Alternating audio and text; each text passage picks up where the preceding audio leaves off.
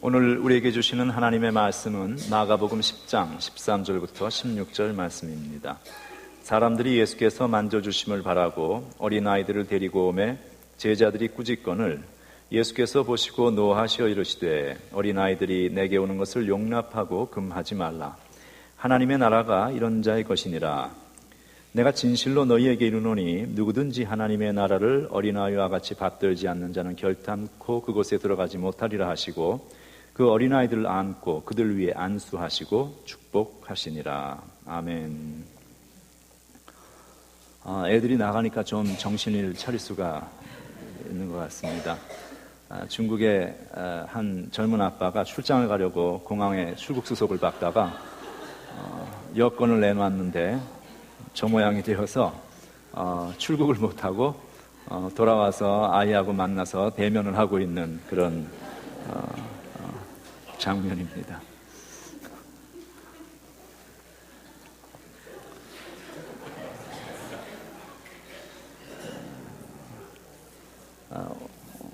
오늘 우리는 어린이 주일 예배로 드립니다. 어린이 주일은 교회력 절기는 아니지만 어린이들에 대한 이 소중함을 하나님 안에서 좀 이렇게 인식하기 위해서 또 고취시키기 위해서 우리 교회에서 지켜나가고 있습니다. 어린이 주일의 정확한 유래는 알기가 좀 힘이 듭니다. 1856년에 매사추세츠에 있는 한 유니테리안 교회에서 그 어린이들의 소중함들 또 신앙 교육의 소중함 이런 것을 한번 생각하기 위해서 시작을 하였고 그리고 그것을 감리교회가 어답트를 했고 후에 1933년에 우리 장로교를 포함한 많은 교회들이 미국 같은 경우는 이제 6월 둘째 주일 정도에 이렇게 모여서 이렇게 어린이들을 주신 하나님 앞에 감사하는 그런 예배를 드립니다. 우리나라는 유교 문화권에 있으니까 삼강오륜, 장유유서 그래가지고 어른들에 대한 이 관심은 있지만 어린이들에 대한 관심은 사실 전혀 없었습니다. 그리고 그렇게 살아갔는데 이 동학이라는 것이 실학사상이 들어오면서 좀 나아지고 동학이 들어오면서 만인은 다 평등하다. 연령에 따라서 사람을 차별해서는 안 된다. 그리고 어린이도 하나의 고유 인격체이다라는 이제 그런 이야기를 하기 시작합니다. 그리고 기미 독립 만세 운동이 일어났던 1919년에 그 시간을 이후로 기독교와 또 천도교를 개통으로 해서 천도교 이제 동학 이렇게 연결이 되는 것이죠. 많은 그 소년들을 위한 단체들이 이제 생겨나기 시작을 합니다. 그런데 이제 사실 그 당시까지도 우리 한국에서는 나이 든 사람을 지칭하는 말이 있었습니다. 요즘에 우리가 그런 말 쓰지 않습니다만 그 당시 한국에 썼던 나이 든 사람을 지칭하는 표준어가 늙은이였습니다. 미안합니다 여러분, 제가 다른 의도 있는 거 아니고 그냥 헛던 얘기가. 그 다음에 청년층은 젊은이, 그래서 그렇게 이제 불렀어요. 그런데 어린 아이들을 지칭하는 단어 자체가 아예 없었습니다. 그런 상황에서 한국 문단사라는 책을 보면 어린이라는 단어가 언제부터 어떻게 시작되었는가 하는 그 기원이 나오는데 1920년 8월호 개벽이라는 잡지에서 소파 방정환이 처음으로 어린이를 어린이라고 부르기 시작했습니다. 그러니까 얼마 안 된 거예요. 얼마 안 된 그런 시대. 이 방정환 씨는 천도교의 3대 교주이자 우리 기미 만세 그 33인 중에 한 분이죠. 그 분의 셋째 사위입니다. 그러니까 이제 그쪽 계열로 같이 이렇게 라인으로 연결이 되는 이 사람이 굉장히 똑똑하고 제가 볼 때는 일제시대에 이 사람이 살지 않고 정상적인 우리 주권을 가진 나라에서 살았으면 교육부 장관은 충분히 하고도 남았을 만한 그런 선각자였습니다. 그래서 이제 1923년 5월 1일에 그 한국 최초의 공식 창작 동료로 인정되고 있는 반달의 작사 작곡가 푸른 하늘 은하수 윤극영 씨와 함께 몇 명이서 색동회라는 것을 조직을 합니다. 그리고 그날 어린이날로 그날을 이제 그렇게 선포를 하면서 어린이를 위한 일들을 해나가죠. 그러면서 이제 그때의 그 세 가지의 아동 인권 공약 3장이라는 것을 내놓습니다. 그래서 어린이들의 인권을 위해서 이런 게 필요하다 하는 것을 이제 공포한 것이죠. 그래서 거기 보면은 어린이에 대한 인격적인 예우, 그러니까 어린이들이지만 사람으로 취급하라 하는 그것이죠. 또 14세 이하의 어린이에 대한 노동 철폐, 그리고 어린이를 위한 복지시설의 설립, 이런 것들을 이제 이야기를 하기 시작합니다. 그리고 나서 1961년경서부터 5월 5일 우리가 잘 아는 지금의 어린이날을 이제 제정해서 국가적으로 지키고 있죠. 그리고 교회에서는 우리 한국교회 트래디션은 5월 첫 주일, 그러니까 어린이날하고 제일 가까운 5월 첫 주일에 이렇게 어린이 주일 예배로 하나님 앞에 예배를 드립니다. 우리가 미국에 살면서 어린이에 대한 관심이 많죠. 아동들에 대한 그 인권에 대한 존중, 아이들을 소중하고 귀하게 여기는 그런 걸 우리가 늘 접하면서 참 좋다 이렇게 생각하고 사는데, 사실은 서구 세계에도 전 세계적으로 어린이의 인권에 대해서 말을 하기 시작한 것은 그렇게 오래지 않습니다. 역사적으로. 그게 언제 나타났는가 하면은 1923년에 좀 아까 얘기했던 색동회가 조직되면서 어린이 인권, 아동 인권 공약 3장을 우리 한국 사람들이 선포를 했잖아요. 그 1년 후에 1924년에 와서야 어린이 인권을 위한 제네바 선언이라는 것이 발표가 됩니다. 그러니까 우리가 더 빨랐던 거예요. 전 세계적으로 진행했던 것보다. 우리 한국 사람들이 참 잘해요. 보면은 잘하고 세계를 앞서가는 그런 부분들이 있죠. 우리가 뭐 첨성대도 그렇죠, 거북선도 그렇죠. 한국이 팔만대장경 그 많은 한국의 유물과 역사적인 정신어를 가지고 있는 그런 것들이 참 많습니다. 그런가 하면 민주주의의 가장 대표적인 나라라고 일컬어지는, 남녀 차별이 없는 나라로 일컬어지는 미국보다도 한국이 여자 대통령 더 먼저 뽑았잖아요.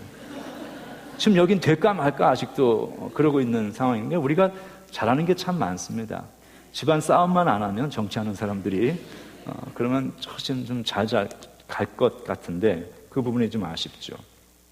그래서 그 아동 권리에 대한 인권 선언, 제네바 선언이라는 것이 채택이 1924년에 가서야 공식으로 채택이 됐는데, 그게 최초의 국제적인 어린이를 위한 움직임이었습니다. 이게 얼마 안 되는 거예요. 1924년이니까.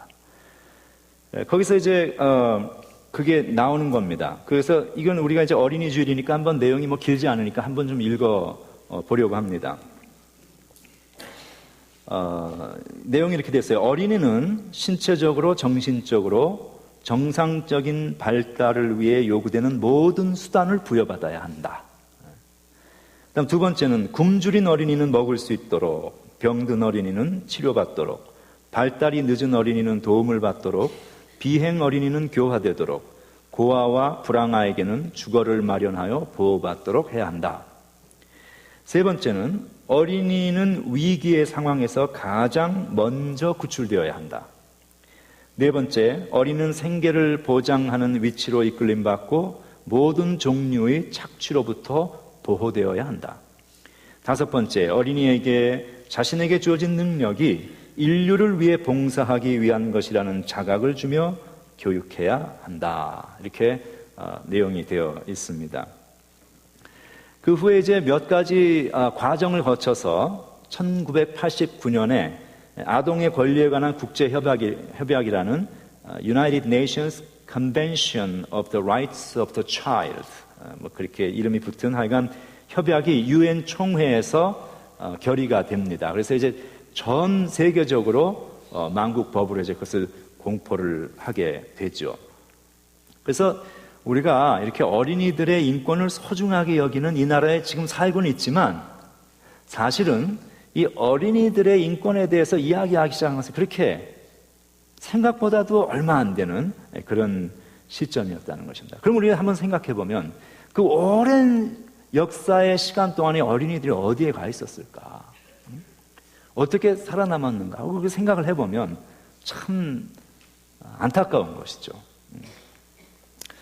근데 지금 우리가 미국에 살면서 어린이들의 인권 또 그들의 삶의 소중함 이런 것들을 생각하며 살지만 실상은 그렇게 보호받고 그렇게 사랑받고 우리 여기 오늘 올라와 있었던 이 아이들 우리가 얼마나 이뻐하고 보호하고 지켜요.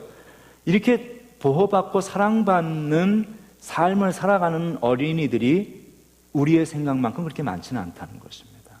이건 참 가슴 아픈 일이고 우리 크리스천들이 한번 좀 생각해 보아야 할 문제입니다. 특별히 제3세계의 어린이들은 상상할 수 없는 그런 가혹한 환경 속에 그 아이들이 거의 그냥 버려져 있는 것이죠. 일례로 네팔과 인도 그 국경 지역에는 어린이 마켓가 있습니다.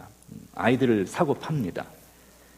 그래서 어린이 노동자를 거래하는데 대부분 이제 빈곤 때문에 가난, 그냥 팔려나가는 거예요.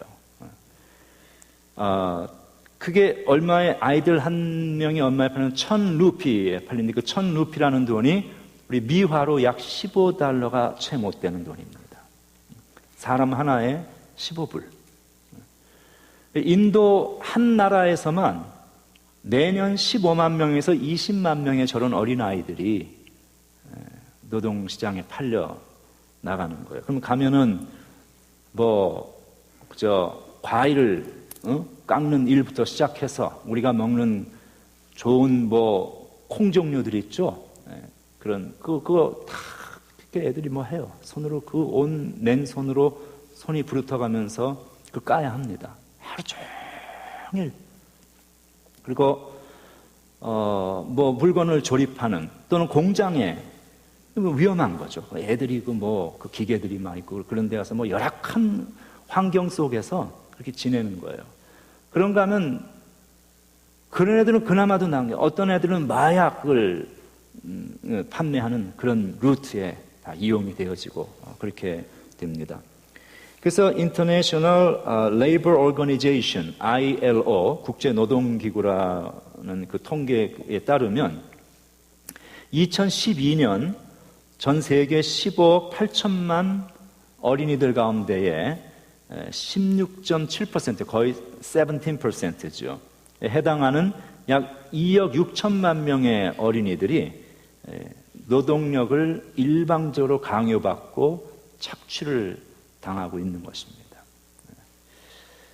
그 중에 과반수의 어린이는 약 1억 한 4천만 정도는 아무 보상도 아무 권리도 갖지 못한 채 그냥 사람 노예처럼 착취당하는 거예요. 불임받는 거예요. 때리면 맞고 도망갈 수도 없고 그렇게 고통을 받고 있습니다. 그리고 그 아이들 가운데 한 과반수, 한 8,500만 명 정도의 아이들은 매춘 어린애들이 포르노, 마약 이런 일에 투입이 되어서 아이들이 그 가혹한 그런 참 사람으로 살지 못하는 그런 삶 속의 아이들이 이렇게 크고 있습니다. 이 세상에 존재하는 이 가난이라는 것은 하나님 오시는 날까지 우리가 다 해결할 수는 없을 것입니다. 그렇지만 우리 크리스천들이 그 문제를 해결하고자 하는 그러한 어떤 결단과 의지를 가지고 하나님 앞에 설 수는 있어야 합니다. 우리가 이 땅에서 하나님의 나라를 만들어 간다는 것은 뭐 하나님 나라 그러면 우리가 아주 너무 추상적으로 생각하는데 하나님 나라라는 것은 그냥 사람이 사람 살 만한 세상 되는 거예요. 원래 하나님께서 우리에게 디자인해 주신 사람이 사람을 사람으로 대하고 존중하고 사랑하고 보호하고 저런 아이들이 저런 데 버려지지 않고 저런 아이들이 따뜻한 아침과 점심 저녁을 먹고 어른들의 사랑을 받으면서 사람답게 대우받고 대접받으면서 살아갈 수 있는 세계가 조금씩 자꾸 많아질 수 있도록 하는 것이 하나님의 사랑을 먼저 경험한 우리들이 해야 할 하나님의 부르심이라는 것이죠. 적절한 교육의 부재는 수많은 빈곤 속에 고통받고 있는 사람들이 그 빈곤의 사슬과 굴레에서 벗어나지 못하도록 하고 있습니다. 가난한 데서 태어났어. 가난한 부모에서 자라. 가난하게 살면서 교육 못 받아. 또 가난해져. 또 아이 낳고. 또 가난하고. 이게 반복이 되는 거예요. 계속. 생존을 위협하는 굶주림, 기아. 이런 문제는 뭐 범죄의 모든 환경을 조성하는 것이죠. 그렇게 해가지고 어떻게 겨우 살아남았어요? 살아남은 해서 성장해서 어른이 된 그 아이들이 무엇이 될까? 다시 누군가를 공격하는 그런 존재가 되는 것이죠. 그래서 우리가 이런 문제에 대해서 좀 의식을 가지고 우리 하나님의 사람들이 뭔가를 할 수 있어야 됩니다. 우리 교회적으로도 뭔가 할 수 있어야 하고, 우리 그 교회가 속해 있는 이 교단에서는 세계가 현재 직면하고 있는 그런 주요 문제에 대해서 3가지의 우리 그 교단 선교국에서 그 프로젝트를 세워서 전략을 가지고 추진을 하고 있는 중입니다. 그 3가지가 이제 대략 이런 것들인데, 전도 사역이죠. 첫 번째는. 그래서 지역 사회와 공동체를 변화시키기 위해서는 여기서 뭐 선교사가 가는 그것도 중요하지만 참으로 중요한 것은 그 현지에 있는 사람들을 지도자를 양성하는 일이다 하는 것이죠. 그래야지 그 사람들이 자기 문화, 자기 말을 가지고 그 교육된 한두 사람이 훨씬 많은 사람에게 영향을 미칠 수 있잖아요. 어줍지 않은 그 나라 말과 문화를 가지고 우리가 열심히 하는 것도 그것도 중요하지만 효과적이라는 것이죠. 그래서 지도자 양성에 우리가 힘을 쏟아야 돼요. 교회가 좀 돈도 보내고 자꾸 그런 어떤 그들의 지도자 양성을 위해서 우리가 의식적으로 노력하고 일할 수 있어야 한다는 것이죠. 그 다음 2번째는 빈곤의 경감입니다. Alleviation of poverty. 그래서 이 세계적으로 지금 있는 이 빈곤의 문제를 해결하기 위해서 특별히 2020년까지 적어도 약 100만 명의 어린이들이 양질의 교육의 혜택을 받을 수 있도록 해주는 거예요. 왜냐하면 교육이, 우리 미국 장로교회가 믿기에는 교육이 그들로 하여금 가난의 굴레에서 벗어날 수 있도록 해주는 기본적인 툴이 된다고 믿고 있기 때문입니다. 사람답게 살 수 있는 어떤 그런 툴을 주는 것이죠. 그 다음에 이제 마지막에 화해 사역입니다. Reconciliation. 그래서 어린이들과 여성들을 대상으로 하는 폭력을 근절시키는 일입니다. 세계 여성들의 3분의 1이 다 폭력의 희생자들입니다. 그런데 그 폭력이 뭐 그냥 대충 뭐 서로 이렇게 밀치고 뭐 이렇게 머리 한 대 쥐어박고는 그런 폭력이 아니라 정말 생명을 위협받는 그런 폭력이죠. 사람으로서의 대우를 전혀 받지 못하는, 여러분들이 상상할 수 있는 그런 아주 가혹한 그런 폭력입니다. 그런 폭력의 희생자가 여성들, 이 지구상에 사는 여성들, 70억이니까 35억이 여성이면 그 가운데 10억 이상, 12, 3억이 다 폭력의 희생자입니다. 그런데 이런 미국이나 이런 선진국이나 이런 데 사는 사람들은 물론 지금도 여기도 뭐 이 지역에도 battered woman 쉘터가 있어서 이 마약 중독자라든지 그런 아주 정말 알코올 중독된 그런 남편들의 폭력을 견디지 못해서 몸을 피해서 있는 여성들이 있는 곳이 있어요. 우리 교회가 좀 그런데 돕고 그랬으면 좋겠어요. 여성교회가 좀 가서 같이 이야기도 하고요. 그게 사람의 힐링이 필요하고 누군가가 우리를 감싸고 있다는, 내가 혼자가 아니라는 그런 메시지를 우리가 함께 줄 수 있으면 얼마나 좋겠어요. 있지만 제3세계에 있는 여성들과는 비교할 수가 없죠. 뭐 숫자 레이시오로 봤을 때 거기는 뭐 대부분의 10억이 넘는 그들이 다 그 제3세계에 수많은 사람들이 성범죄에, 폭력에 희생이 되고 있고, 여성들이 다 성장한 여성들이, 그러니까 애들은 오죽하겠습니까? 어린아이들은 말할 것도 없죠. 그래서 우리 크리스찬들이 이런 문제, 특별히 어린이 주일을 오늘 맞이하면서 좀 하나님 앞에서 우리가 가지고 있는 이 받은 것만큼의 책임, 가진 자로서의 책임이죠. 빚진 자로서의 의식, 이걸 우리가 가지고 하나님 앞에 설 수 있는 그런 성도들이 되고 그런 교회가 되어져서 고통받고 소외받는 이웃들에게 하나님의 나라가 만들어질 수 있는 그 일에 우리가 쓰임받는 교회가 꼭 되었으면 하는 마음이 있습니다. 우리가 설교 첫 부분에 잠시 본 것처럼 어린이들은 말썽도 피우고 그래서 아주 귀찮은 그런 존재로 인식이 되어집니다. 그렇지만 그것은 유니버설한 그런 보편적인 문제죠. 예수님 당시에도 마찬가지였습니다. 예수님 시대에는 특별히 어린아이들이 사람 대접을 받지 못했으니까 부모들이 아이를 데리고 예수님에게 기도 한번 받았으면 나오는 거예요. 그랬더니 제자들이 그들을 가로막죠. 근데 거기서 이 헬라 원문에 보면은 나오는 그 표현이 이 제자들이 아주 harsh하게, 아주 그러니까 좀 좋게, 지금 예수님 바쁘십니다, 좀 기다리세요, 이게 아니고 아주 harsh하게 그들을 내친 것입니다. 그래서 그런 상황인데, 그 상황은 우리가 보기에는 어떻게 저럴 수 있을까 싶지만 그 당시 그들의 문화적인 기준에서는 그냥 노멀인 거예요. 그는 다 그렇게 살았으니까. 그런데 그때 그 노멀을 깨뜨리는 그런 아주 많은 사람들의 주의를, 이목을 집중시키는 상황이 발생을 하죠. 그게 뭐냐면 예수님께서 그 아이들을 데리고 나오는 부모들을 꾸짖는 제자들을 주넘하게 꾸짖으시는 그런 상황이 일어납니다. 그래서 사람들이 놀라는 거예요. 아니, 제자들은 그냥 노멀한 행동을 한 건데, 그 당시의 수준으로는. 그런데 예수님이 그들에게 그렇게 준엄하게 야단을 치십니다. 그러면서 아이들이 나에게 오는 것을 막지 말라. 그러면서 말씀하신 말씀이 천국이 저런 자일 것이다. 너희들은 배워야 된다. 아이들에게 배워야 된다. 그런 이야기죠.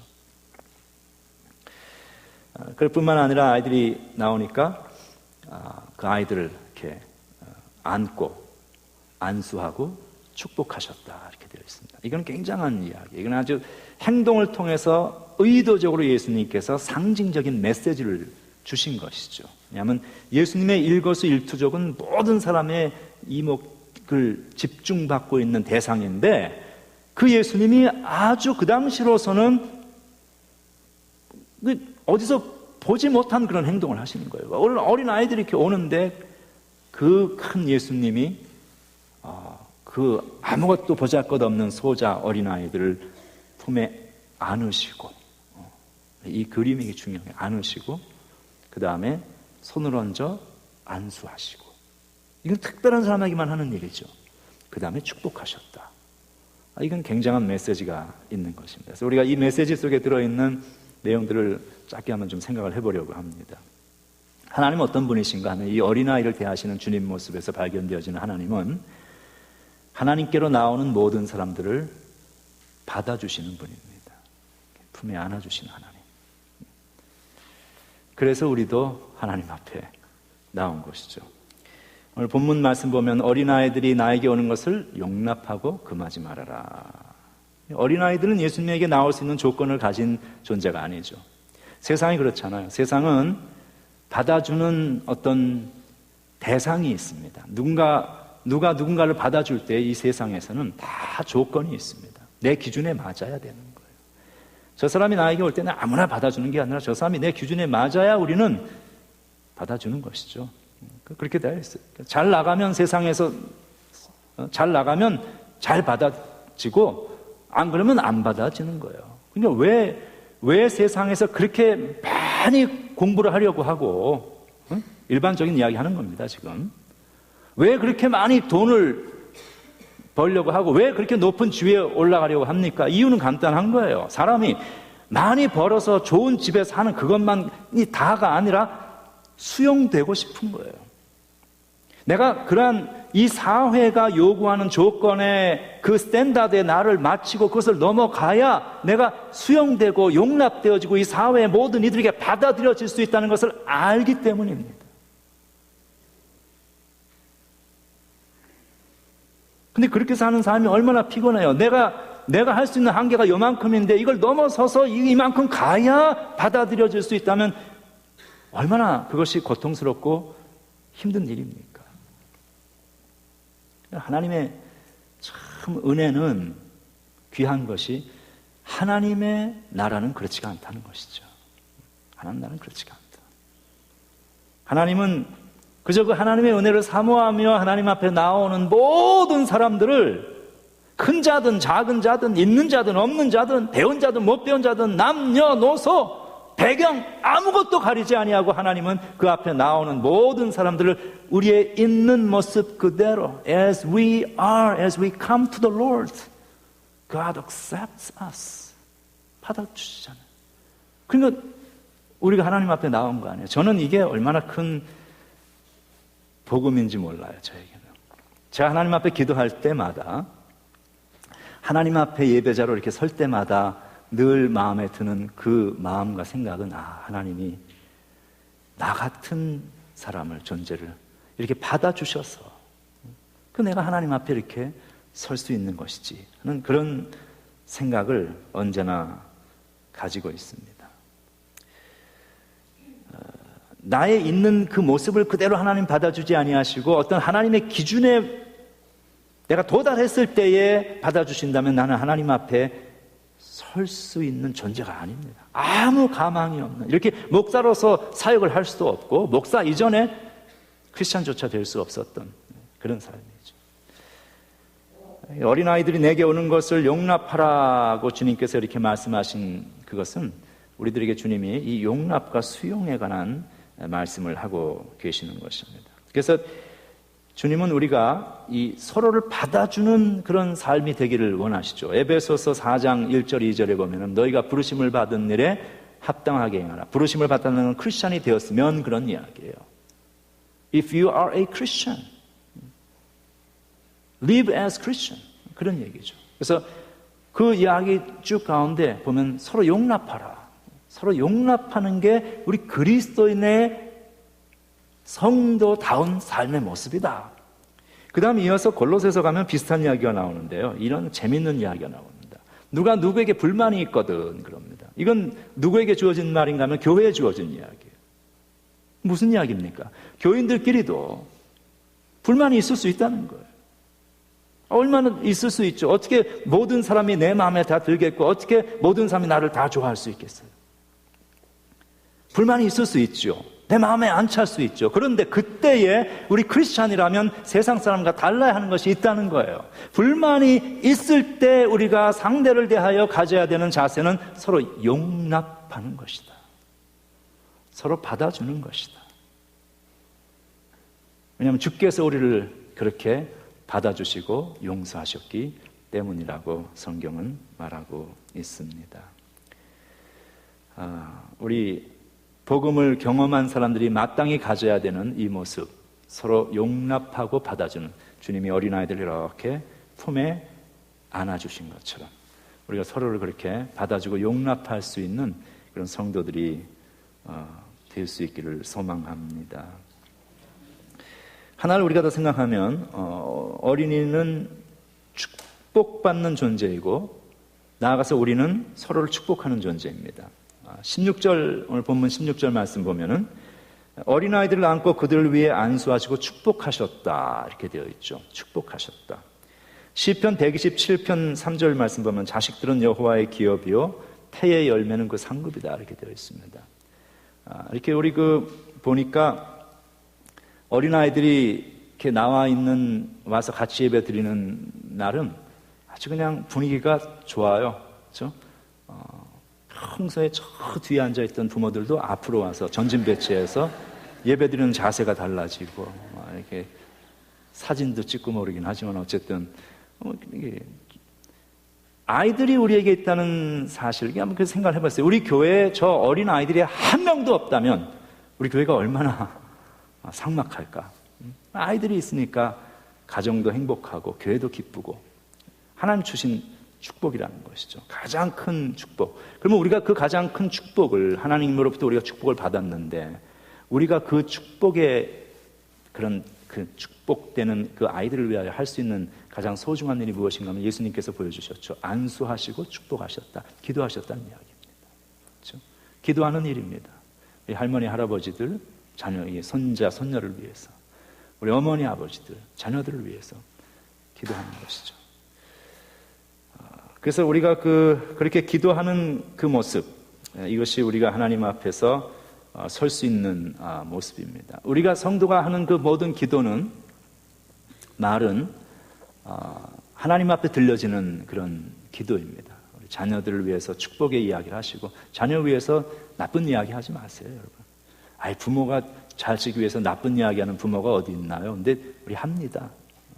많이 합니다. 빌어먹을부터 시작해서 그런 많이 듣고 자랐잖아요. 또 나가서 그 다음 얘기는 제가 안 하겠어요. 아시죠? 벌써 다 미쳤다. 안 되는 거야. 그게 부모가 그 말을 할 때에 의도하고 하지 않죠. 정말 그 아이가 나가서 빌어서 먹기를 원하겠어요? 그냥 하는 거야. 화나니까. 그런데 우리가 성도의 말은 그 자체가 기도예요. 하나님 앞에서.